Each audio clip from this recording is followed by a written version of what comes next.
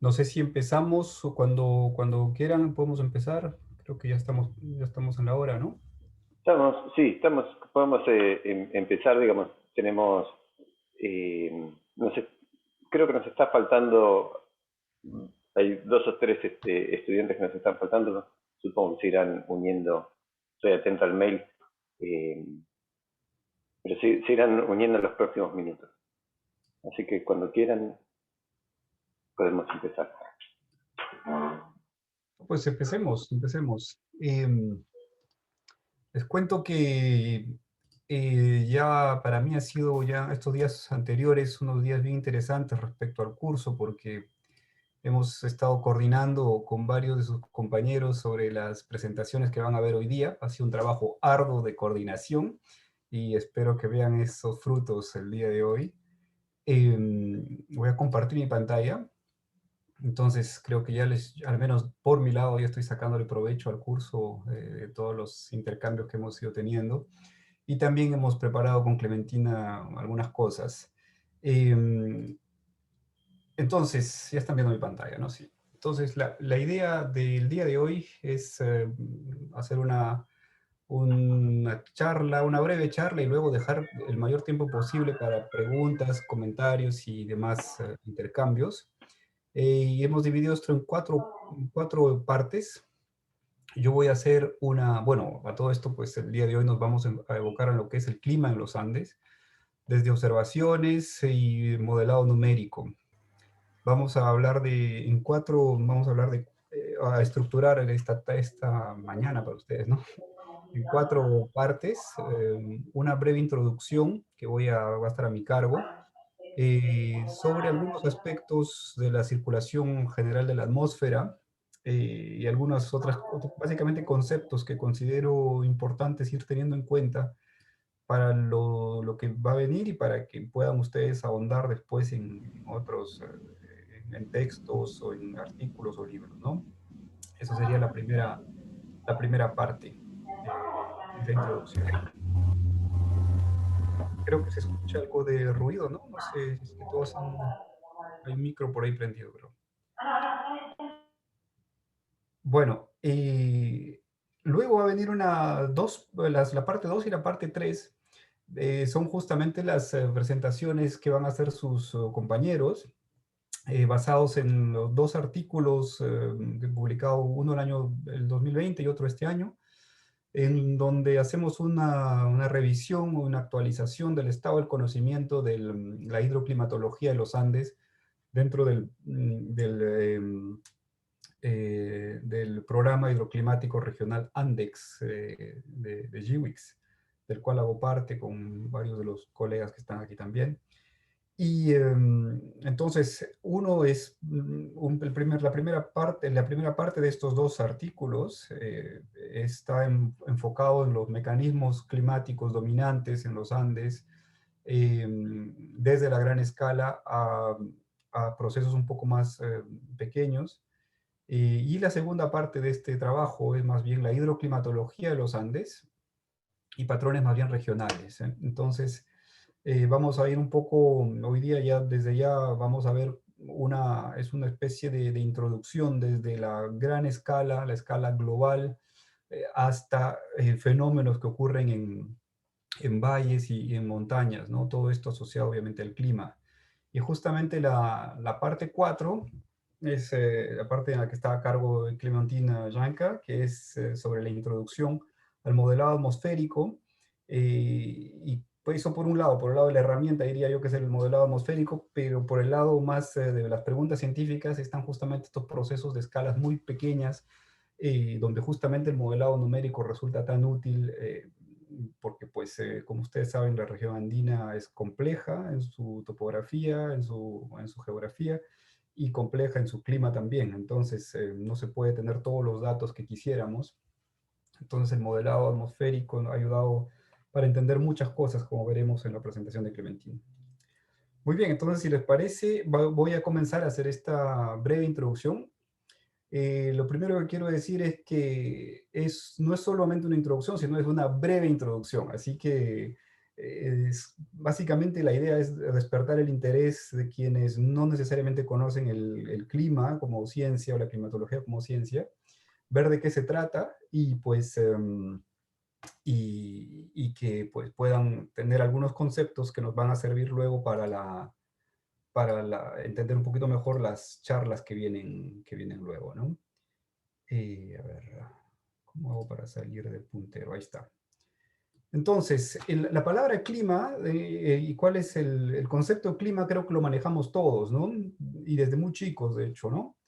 Entonces, yo quería empezar, porque sé que muchos de ustedes no son del área de la climatología, yo quería empezar un poco con definir esto del clima, de qué cosa es el clima.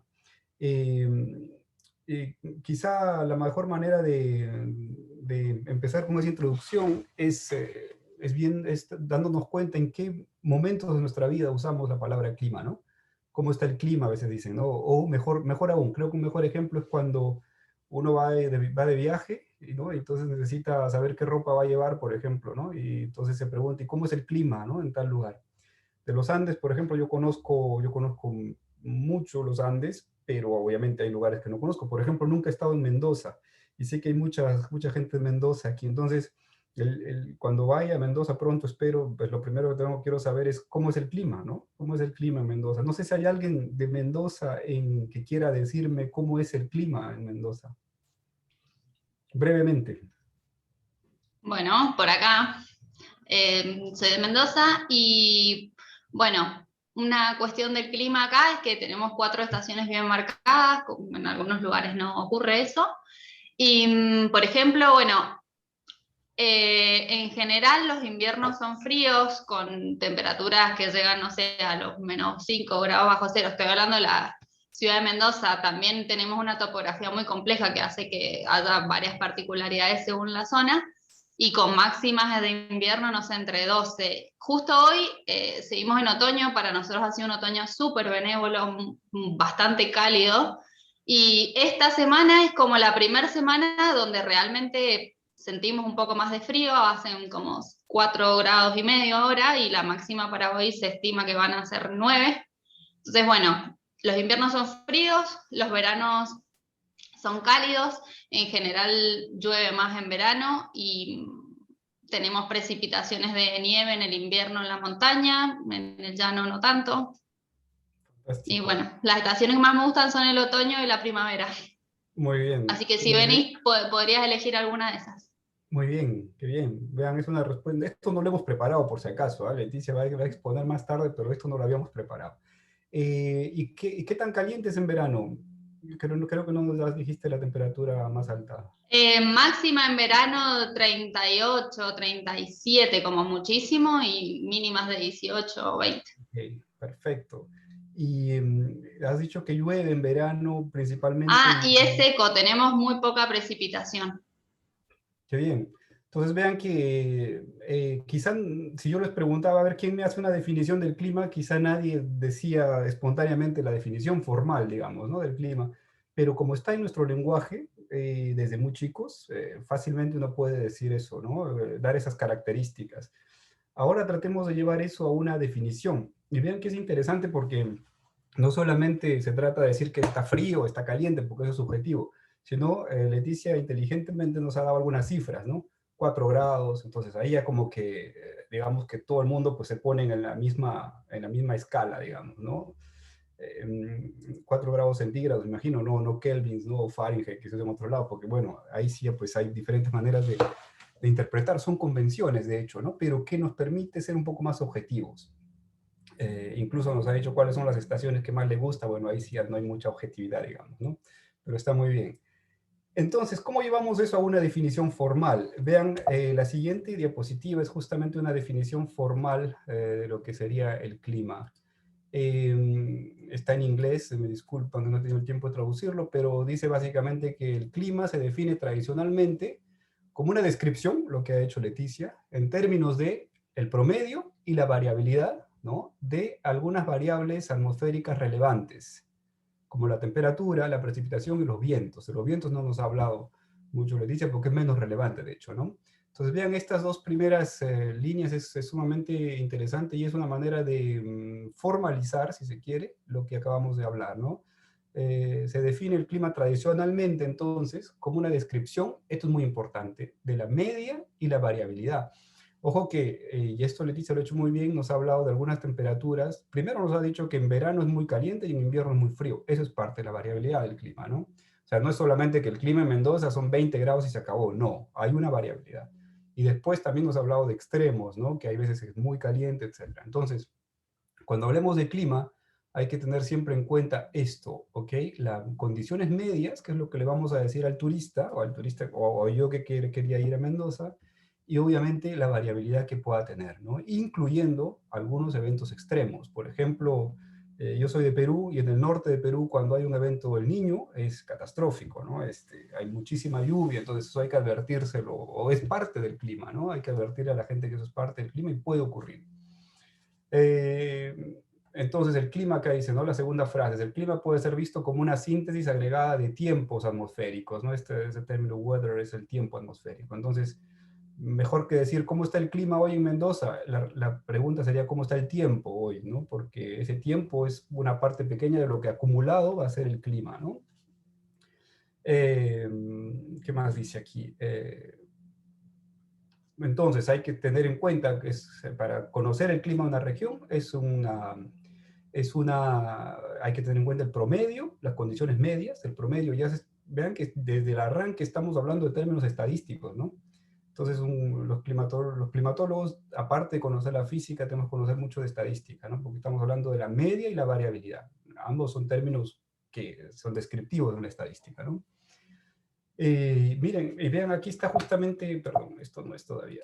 Aquí está justamente lo que nos habló Leticia, ¿no? El ciclo estacional, ¿no? Y la probabilidad de extremos, incluyendo, y eso nos habló, cae nieve a veces, ¿no? Tormentas, etcétera, ¿no? Ahora, claro, la otra pregunta es, ok, pero para saber cuál es el clima medio y su variabilidad, no puedo, pues, estando 3 días en Mendoza o en cualquier otro lugar del mundo, saber cómo es el clima, ¿no? Necesito tener un registro relativamente largo.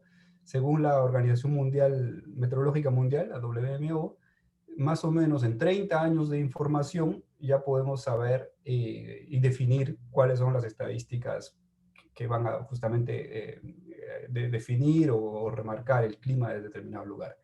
Esto de por sí, vean que ya por definición ya estamos en los Andes en un problema, porque no siempre vamos a tener 30 años de datos en los lugares que queremos, ¿ok?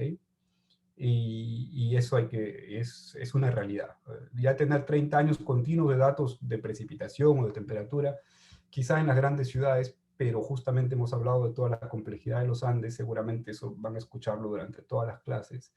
Y pues si no tenemos 30 años, incluso la definición propia del clima está difícil. Más aún, ¿cómo vamos a hablar de cambio climático? ¿No? Porque el cambio climático sería, ok, tuvimos un clima en determinado momento y ahora cambió a otro determinado momento, ¿no? ¿Qué cosa cambiaría? Cambiaría la media y cambiaría la variabilidad, ¿no es cierto?, de ese clima. Muy bien, y ahí no termina la complejidad, vean, porque aquí hay letras más pequeñas, hay algo bien interesante. El sistema climático se compone de 5 componentes mayores, principales, ¿ok? Y de esto lo acabamos de hablar, porque Leticia habló de la topografía lo hemos hablado, etcétera, ¿no? Y vean, estos 5 componentes son la atmósfera, todo el mundo creo que tiene una idea, es la parte gaseosa que envuelve la Tierra, ¿no?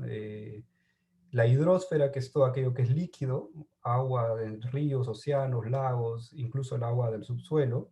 Entonces, ambas, ¿no? La atmósfera y la hidrosfera, digamos que son las capas fluidas, ¿no? Principalmente fluidas. Luego está la criósfera, que es todo el agua sólida, glaciares, en fin, casquetes polares incluso, ¿no?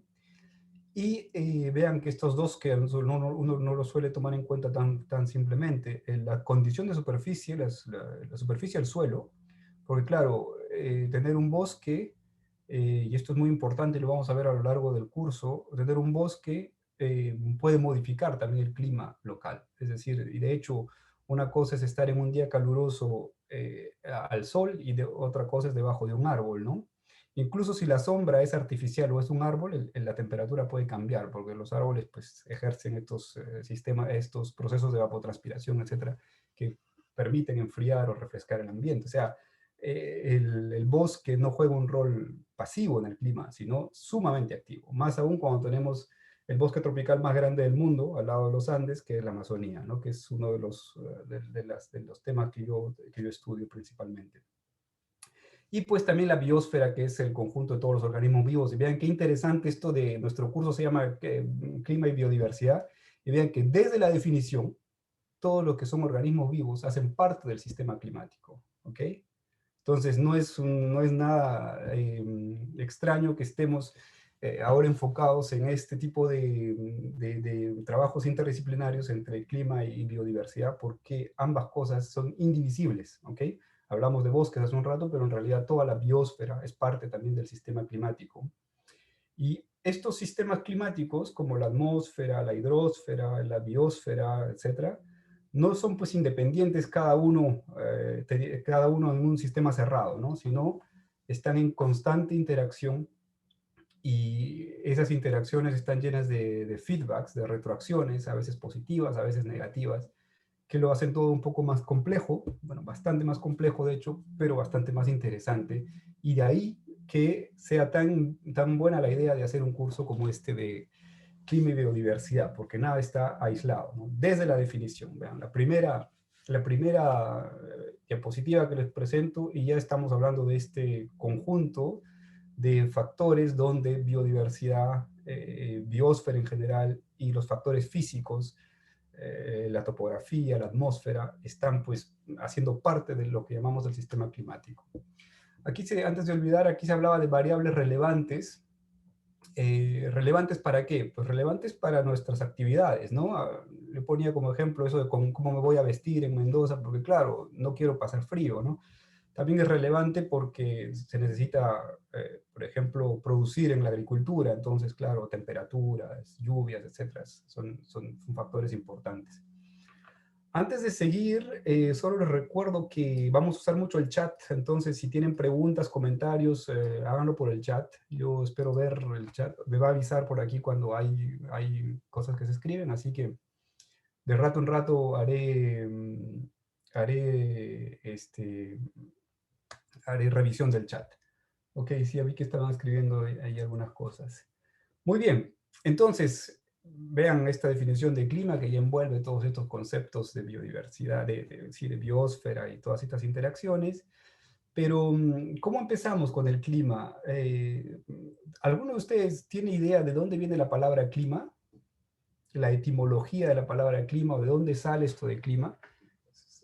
Si alguien tiene alguna idea, lo diga ahora por el chat, si no pasamos a la siguiente diapositiva. Bueno, la palabra clima, curiosamente, viene de un vocablo griego antiguo que quiere decir inclinación, ¿ya? Inclinación, de inclinado, pues, ¿no? Curioso, ¿no? Entonces, ¿y por qué es esto? Creo que es importante empezar por el inicio, ¿no? De ese nombre.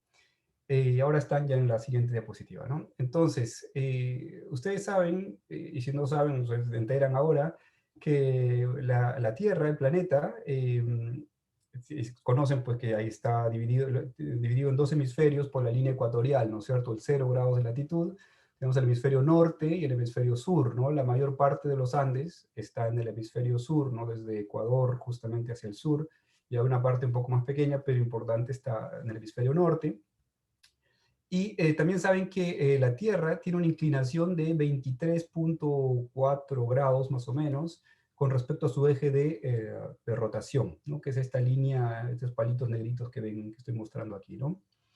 Y también saben que la Tierra gira alrededor del Sol, ¿no? Eso creo que todos lo saben.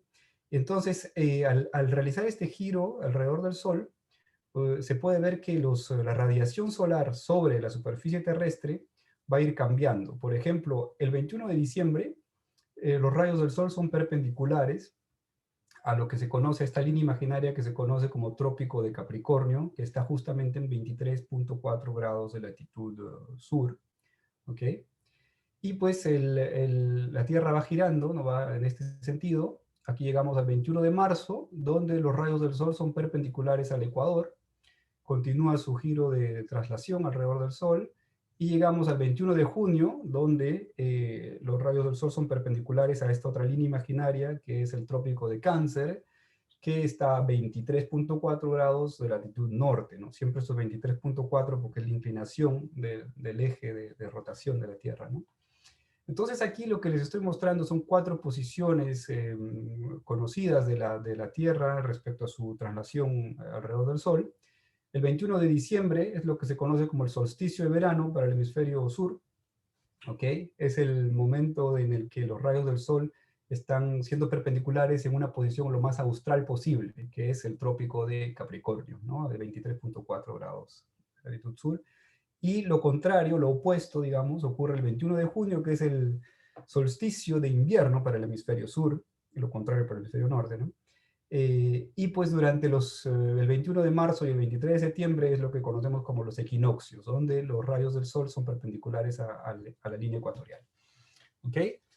Entonces, esto va a marcar muchas de las cosas que hemos hablado, ¿no? Ya al inicio Leticia nos hablaba de que en verano es así, en invierno es así. Eso tiene que ver mucho con esto, ¿no?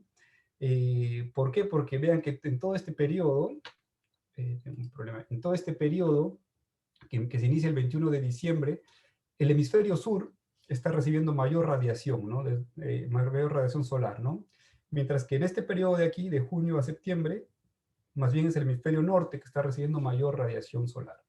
Pero la radiación solar nunca es incidente, digamos, o perpendicular más al norte o más al sur que estas líneas imaginarias, trópico de Cáncer y trópico de Capricornio, respectivamente.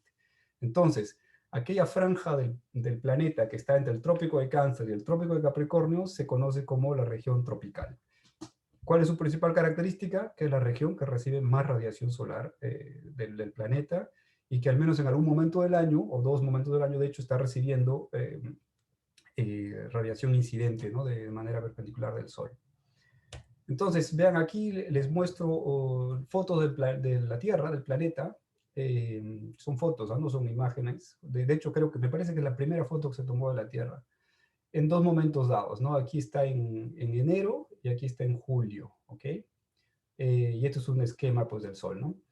Entonces, podemos ver que en enero estamos en verano en el hemisferio sur y tenemos, pues, que el hemisferio sur está recibiendo más radiación, se puede ver, de hecho, ¿no? Fácilmente, que el hemisferio norte, ¿no? Vean, por ejemplo, los casquetes polares en el hemisferio sur están recibiendo radiación y no así en la parte norte, ¿no? Y lo opuesto está ocurriendo en julio, sí, en el mes de julio, ¿ok? Que es el inicio del invierno, bueno, ya mitad del invierno para nosotros y verano en el hemisferio norte, ¿no? Por eso que ustedes ahora me estaban diciendo que están a 4 o 5 grados, aquí en Grenoble estamos a 34 grados hoy día, imagínense. Y aquí también hace frío, mucho frío en invierno, pero vean, ¿no? La diferencia. Es por esto, ¿no? Es por esta inclinación, de hecho, ¿no? Esta inclinación que ven aquí. Y entonces no es sorprendente que ya los griegos, estamos hablando entre 1000 a 500 años antes de Cristo, ¿no? Ya van a esto inclinación, ¿no? A estos cambios como inclinación. Es muy interesante eso, ¿no? Pero vale la pena recordarlo. Entonces, muy bien. Esto es el inicio, digamos, un poco de todo lo que vamos a ver ahora, que nos vamos a enfocar mucho en la atmósfera y la circulación atmosférica, bueno, al menos en esta primera parte y rápidamente, porque el hecho de que la región tropical reciba más radiación va a tener un rol muy importante en la circulación de la atmósfera, incluso de los océanos. Recuerden que la atmósfera y la hidrosfera son las dos capas superficiales fluidas, ¿no? Digamos, ¿no? Que envuelven la Tierra. Entonces, yo tengo algunas animaciones, no son videos, pero son animaciones que se las voy a pasar ahora en nuestro Google Docs. Aquí está, de hecho la tengo abierta, creo ya, sí, aquí está. ¿Siguen viendo mi pantalla? No, no, están viendo mi pantalla, pero el PowerPoint, ¿no? Ok, eso es lo que quería que se vea. Ok. Sí, ahí estamos viendo la animación. Sí, ahora estamos en la animación, rápidamente. Bueno, acá tenemos otra vez la Tierra, y de hecho está muy bien, porque estamos, ¿no? Aquí está, aquí por los Andes están pues por aquí, ¿no? Y estas dos líneas punteadas que vemos son los trópicos, ¿no? El trópico de Cáncer y el trópico de Capricornio, entonces todo lo que está en medio es la región tropical. Entonces vean que lo que decía, ¿no? Buena parte de los Andes está en la región tropical, otra parte ya no está en la región tropical. Vean, ya eso, y lo vamos a ver en las presentaciones que vienen también, ¿no? Cómo hay esas divisiones dentro de los Andes, porque el clima obviamente va a ir cambiando en función de la latitud, pero no solamente en función de la latitud. Entonces, esta región tropical es la que recibe mayor cantidad de energía, ¿no? De radiación, vía radiación solar, y por lo tanto se calienta más rápidamente, se calienta más que las otras regiones, la superficie, ¿no? La superficie está más caliente. Entonces, la atmósfera es una capa fluida que está envolviendo la Tierra, y como esta parte del planeta está más caliente, la atmósfera, que está compuesta de gases, ¿no es cierto? Principalmente nitrógeno y también oxígeno, va a ser menos densa en esta región, y por lo tanto eh, los gases van a ir ascendiendo, ¿no? Por ese tema de densidad y porque es más caliente en la superficie, ¿no? Eso va a formar algo como lo que estamos viendo aquí, una circulación de este tipo, ¿no? Estos vientos, vean en rojo, son vientos cálidos, van a ir ascendiendo porque esta región está más caliente. Al ir ascendiendo, va a ir enfriándose el aire. Y al enfriarse hay un proceso que se conoce como la convección, ¿ok? Es decir, va a haber el vapor de agua que contiene la atmósfera, se va a ir condensando y se van generando nubes y precipitaciones en ese proceso, ¿no? Siempre el vapor de agua cuando se enfría pasa al estado líquido, ¿no?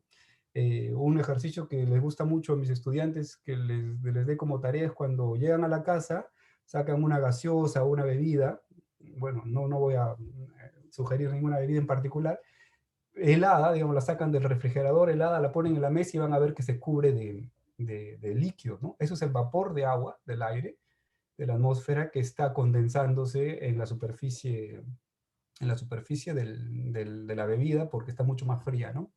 Algo parecido a otra escala, obviamente, está ocurriendo aquí en la atmósfera, y es esto que estamos viendo aquí, ¿no? Estas nubes que estamos viendo aquí.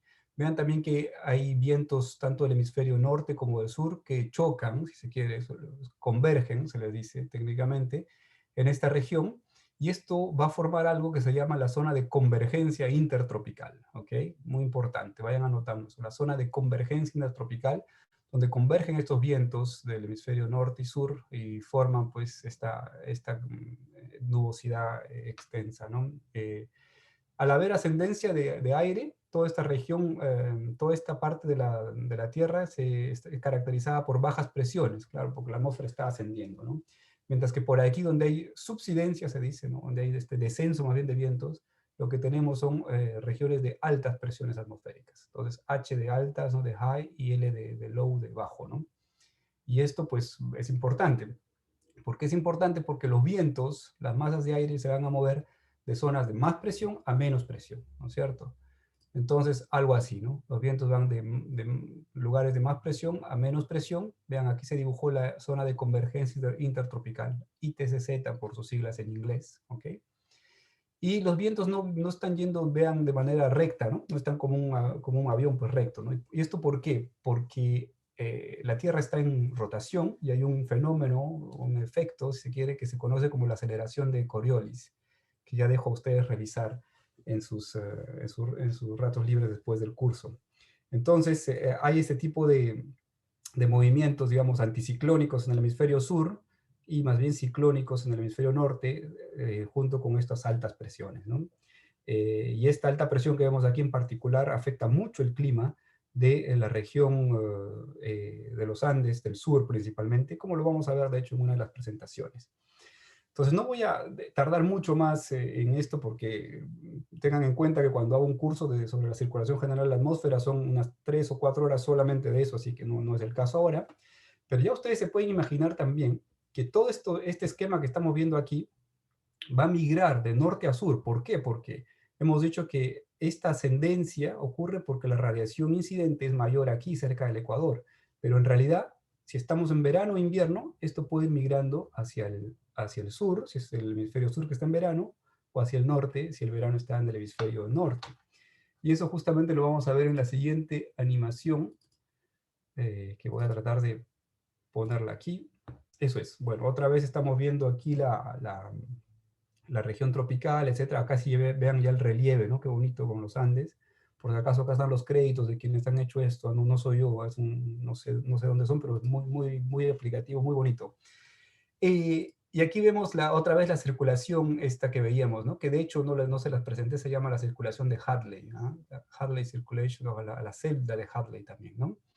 Que pues es importante porque está distribuyendo la energía de la parte tropical hacia la región subtropical, ¿no? Ahora, como les decía, todos estos mecanismos que hemos visto hace un momento, también esta ITCZ, la zona de convergencia intertropical, ojo que esta zona de convergencia es básicamente oceánica. Cuando estamos en los continentes hablamos de otro tipo de procesos, como los monzones. Vamos a hablar de los monzones ahora en un rato más. Entonces, es básicamente, véanlo esto como algo continuo en el océano, pero punteado en los continentes, ¿ok? Y también acá están los centros de presión, ¿no? Baja presiones cerca del Ecuador, como vimos hace un rato, y las altas presiones más bien cerca del trópico de Capricornio, ¿no? Entonces les decía, todo esto pues va migrando de norte a sur en función de los meses del año, ¿no? Y aquí tenemos justamente los meses del año de enero a diciembre, y si hago clic aquí, vamos a ver esa migración en el tiempo, ¿no? Entonces va migrando hacia el hemisferio norte, que está, ahí se pausa, que está en verano ahora, ¿no? Entre junio y julio, ¿no? Justamente en este momento, ¿no? Llega hasta el solsticio y luego el sistema migra hacia el sur. Vean, otra vez. Yo sé que les gusta, por eso lo hago varias veces. Entonces migra hacia el norte, ¿no? Llega a su posición más al norte y luego va a migrar hacia el sur. ¿Ok? Y vean que los centros de alta y baja presión también tienen pues modificaciones. Incluso este esquema presenta también las precipitaciones medias. ¿Ya? Pero como siempre digo a mis estudiantes, tengan mucho cuidado con esto porque pues son datos sumamente groseros en resolución, ¿no? Obviamente vamos a ver luego el nivel de detalle que necesitamos en los Andes. Entonces esto es solamente referencial, ¿no? Pero sí, pues también esto va migrando, las precipitaciones van migrando con estos sistemas.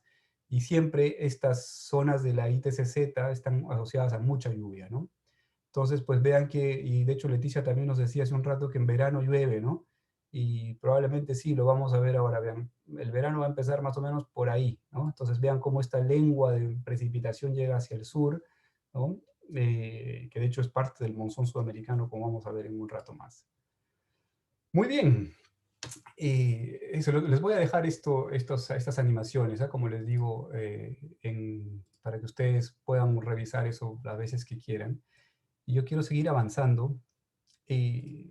Bueno, algo que hemos hablado también es que hay más radiación, obviamente, en la región tropical. Aquí vemos la temperatura del aire para diciembre a febrero, o sea, el verano, ¿no? Pero vean que no es necesariamente simétrico, es decir, no todo está definido por la latitud, es decir, que no es que más al sur y más al norte cambia la temperatura de manera lineal. Vean, por ejemplo, que es más caliente aquí, entre Australia y el Océano Pacífico y el Indo-Pacífico. El Pacífico sería el Pacífico Oeste, ¿no? Que por aquí, ¿no? Que por la costa de Perú, de Chile, ¿no? Que es un poco más frío, ¿no? Entonces, hay otros procesos que vamos a ir viendo. Esto es diciembre a febrero, entonces obviamente el hemisferio sur está recibiendo más radiación y más temperatura que el hemisferio norte, ¿no? Vean cómo está aquí en Estados Unidos, Europa está, bueno, por aquí está España, por aquí está el resto de Europa. Y esto que vemos aquí es más bien el invierno austral, ¿no? Entre junio y agosto, más o menos la condición de ahora, ¿no? Donde la cosa cambia, ¿no? En el norte vemos la mayor temperatura y por aquí vean en toda la parte sur de los Andes ya empiezan temperaturas bastante bajas, ¿no? Justamente los 5 grados que nos hablaba Leticia hace un momento. Nuevamente, vean, verano, diciembre, febrero, y aquí junio, agosto, ¿no? Entonces la diferencia es importante, ¿no? Por ejemplo, en esta parte del altiplano tenemos 10 grados, perdón, y aquí teníamos 21, ¿no? Entonces, todo esto pues se da por este fenómeno de inclinación de la Tierra y su movimiento alrededor del Sol, ¿no? Por eso es que clima viene de inclinación. Muy bien, incluso si hacemos la diferencia, es decir, si restamos estas temperaturas aquí, o este mapa de diciembre a febrero, con respecto a este de junio a agosto, tenemos esto de aquí, ¿no? Es interesante, vean, porque la región central, la región cerca de la región tropical, cerca del Ecuador, toda esta región de aquí, tiene cambios, pero cambios menores, ¿no? Vean, entre 0, 10 quizá, ¿no? Más 10, menos 10 por aquí, ¿no? Sí, yo por ejemplo soy de los Andes, yo soy de Caraz, que está a 9 grados de latitud sur en los Andes centrales de Perú, y casi no tenemos diferencia de temperatura en verano e invierno, es muy poco. Es verdad que el invierno es un poco más frío, pero casi no hay esa diferencia. Nosotros no tenemos, la temperatura mínima donde yo soy es de 14 grados y la máxima es de 26 o 27, pero casi todo el año es igual, ¿no? En Quito, por ejemplo, si hay alguien de Quito, me dirá igual, ¿no? O sea, no hay casi, lo que sí cambia es la época de lluvias, eso sí puede ser un poco diferente, pero en temperatura casi no hay mucha diferencia. Pero vean en Argentina, en Chile, ¿no? Sí tenemos cambios de hasta menos 20, ¿no? Es decir, puede ser, bueno, 20 no sé, pero sí entre 10 a 20 grados menos en julio que en enero, ¿no? Lo mismo pasa en Europa, vean, ¿no? Hay algo que llama la atención de esta, de esta figura, no sé si a alguien le llama la atención algo en esta figura. Hay algo interesante, vean cómo es Australia, ¿no? Se puede ver bien Australia aquí, por acá se puede ver Estados Unidos, ¿no? Estos vean aquí España, ¿no? Por la Francia estaría por acá. Es algo bien interesante, no sé si se han dado cuenta ya todos, pero en este mapa no están dibujados los continentes. No están dibujados los continentes, ¿no? Es solamente cambio en temperatura. ¿Y cómo es posible entonces que sabemos que aquí está Argentina, Chile, Australia, Estados Unidos? No es una trampa, no es un truco, son datos reales. Entonces, bueno, la realidad es ¿por qué ocurre esto? En realidad está ocurriendo porque los cambios de temperatura en los océanos son menores que en los continentes. ¿Ok? Eso es muy importante. ¿Y eso por qué? Porque el agua tiene una propiedad que es la del calor específico, tiene un calor específico alto, entonces necesitas mucha energía para cambiarlo de 1 grado centígrado, ¿no? En temperatura, mientras que el continente no. Un ejemplo típico es, lleven por ejemplo un balde de agua en un día caluroso, con mucho sol, lleven un balde de agua y sus llaves al patio y déjenlos al sol durante 5 minutos, van a ver que las llaves están muy calientes, casi no la pueden tocar, y el agua en cambio pues habrá calentado un poco, pero muy poco, ¿no? Ese es el calor específico, ¿no? Entonces el continente es como una piedra, digamos, ¿no? Imagina una piedra, la ponen al lado del balde de agua, también se va a calentar muy rápido, ¿no? Eso es lo que estamos viendo aquí. Vean qué interesante que se puede ver incluso a escala global, ¿no? Y esto va a generar, les decía que es importante porque la circulación de vientos también va a estar influenciada por esto, porque los vientos van en regiones más cálidas, como vimos hace un momento, hay pues más ascendencia y más lluvia, ¿no? Entonces, si los vientos van de océanos que están relativamente más fríos, por ejemplo, al continente que está relativamente más caliente, se va a generar estos procesos de convección y de precipitación. Entonces, y esto es muy importante para los monzones, como vamos a ver hace un momento. Ya para ir terminando con esta introducción, aquí nuevamente les muestro los mapas de temperatura, en este caso temperatura superficial del mar y los vientos. Por aquí hay un anticiclón, vean, ¿no? Es el anticiclón del Pacífico Sur que ya les mostraba hace un momento y que lo vamos a ver a más detalle en los artículos. Y aquí está la zona de convergencia intertropical, ¿no? Vean, aquí hay vientos que vienen del norte hacia el sur y aquí del sur hacia el norte, entonces hay toda una convergencia en esta región, ¿ok? Pero también les decía hace un momento que esta región cerca a Oceanía y el Pacífico y el Indo-Pacífico es más caliente que estas costas de Perú y de Chile, ¿no? Incluso Ecuador, ¿no? Y esto en parte porque tenemos estos vientos que están llevando estas aguas hacia el oeste, ¿no? Entonces, al hacer este movimiento, bueno, acá lo que les decía, ¿no? Los vientos alisios, etcétera. Vientos alisios se les conoce estos vientos que van pues, siempre de este a oeste en la región cerca del Ecuador, ¿no? Entonces, aquí se genera un fenómeno bien interesante porque hay esta circulación de vientos que lleva estas masas de agua hacia el oeste, ¿no? Y aquí se acumulan y se hacen más calientes. Y esas masas de agua que estaban aquí en las costas de Perú, Ecuador y Chile, son reemplazadas por masas de aguas profundas que son más frías, ¿no? Esto es lo que se conoce como el fenómeno de en español se dice el afloramiento costero, o el upwelling, ¿no? Esto que vemos aquí. Que de hecho es uno de los factores que determina que en las costas de Perú, Chile, Ecuador, etcétera, haya tanta riqueza, ¿no? La riqueza marina, ¿no? Porque son aguas frías, ricas en nutrientes, etcétera, y esto es importante para la riqueza marina. Entonces, vean, ¿no? Es un ejemplo también de que biodiversidad y clima están íntimamente asociados, ¿no? Y bueno, vamos a ver en un momento en algún momento lo que es el fenómeno del Niño. No vamos a ver el fenómeno en sí, pero algunos de sus impactos. Y en general esto ocurre porque este sistema se rompe en algún momento y estas aguas calientes que están acumuladas en el oeste, el Pacífico ecuatorial, migran hacia el Pacífico central o incluso hacia las costas de Perú y Ecuador. Y entonces estas tormentas que vemos aquí se producen más bien en las costas de Perú y Ecuador, lo que se conoce como el fenómeno del Niño, ¿no? O es un impacto del fenómeno del Niño. Esta circulación que vemos aquí, estas son condiciones normales, ¿no? Que vemos aquí se conoce como la circulación de Walker, ¿no? Que es semejante a la circulación de Hadley que vimos hace un momento, pero en el otro eje, digamos, ¿no? La circulación de Hadley era de norte a sur, este es más bien de oeste a este, ¿ok? Y vean que es importante tener esto en cuenta, que la costa la costa de los Andes, digamos, está caracterizada por una subsidencia, o sea, vientos que van descendiendo, subsidencia atmosférica de gran escala, ¿no? Ya vimos hace un momento que mientras que la ascendencia está asociada a lluvias, la subsidencia más bien es ausencia de lluvias, ¿no? Y por aquí, en términos oceánicos, tenemos que hay condiciones de agua más frías, ¿no?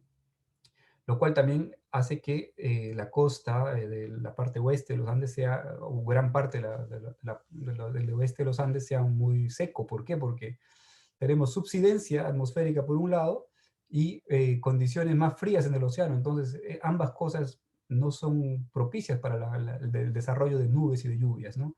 Para las nubes y lluvias necesitamos condiciones calientes en superficie y pues que produzca una ascendencia, una convección. Pero esto es condiciones normales y durante condiciones tipo el Niño, les decía, este sistema va a perturbarse enormemente y estas tormentas pueden incluso aparecer en la costa de Perú y Ecuador, principalmente en los eventos que se conocen como el Niño Costero, ¿no? Que ocurrió uno en 2017 de mucho impacto. Muy bien, voy a darles alguna literatura para ahondar un poco en esto también y algunos videos, etcétera, de cursos que hay ahora en YouTube, muchos de estos. Pero básicamente yo quería terminar ahí y dejarle paso a las presentaciones que vienen ahora. Y pues decirles además que entre 2020 y 2021 hemos hecho varios artículos con mis colegas del grupo de Andex sobre la hidroclimatología de los Andes. Justamente vamos a ver dos de ellos, este primero, Arias et al. 2021, y este que yo tuve la suerte de liderar, que son la parte 1 y parte 2 de lo que llamamos hidroclimatología de los Andes, ¿no? En este sitio web pueden descargar todos estos artículos. Hay uno específico sobre el Niño, por ejemplo, que es el de eventos extremos en los Andes, este de aquí, donde se habla mucho del Niño. Vamos a hablar mañana de sobre cambios observados y proyectados en los Andes. Hay otro sobre la criósfera, o sea, los glaciares, por ejemplo, ¿no? Y otro sobre los datos, que también es importante, ¿no? Datos que existen actualmente para estudiar la hidroclimatología de los Andes. Entonces, son de libre acceso, se los dejo, lo pueden encontrar en esta página web.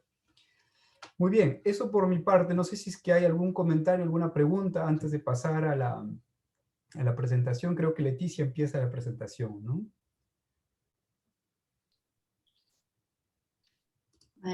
Buenas, sí, por acá estamos. No sé si hay algún comentario, alguna pregunta. Si no, pasamos a la presentación. Pasemos a la presentación. Igual la idea es tener, creo que de las presentaciones van a haber muchas más preguntas porque esto es básicamente un marco teórico, ¿no? Bueno.